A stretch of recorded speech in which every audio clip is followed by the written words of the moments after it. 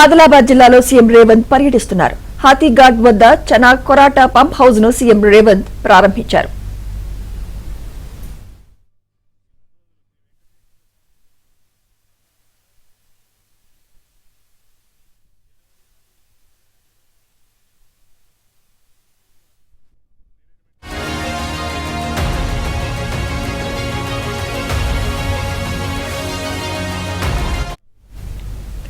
ఆదిలాబాద్ జిల్లాలోని పెన్గంగా నదిపై తెలంగాణ, మహారాష్ట్ర ప్రభుత్వాల భాగస్వామ్యంతో ఈ పంప్ హౌస్ ను నిర్మించారు.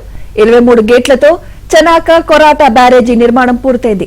35 మెగావాట్ల సామర్థ్యం కలిగిన 6 మోటార్లతో 13,500 ఎకరాలకు సాగునీరు, గ్రావిటీ కెనాల్ ద్వారా 47,500 ఎకరాలకు నీరు అందించనున్నారు.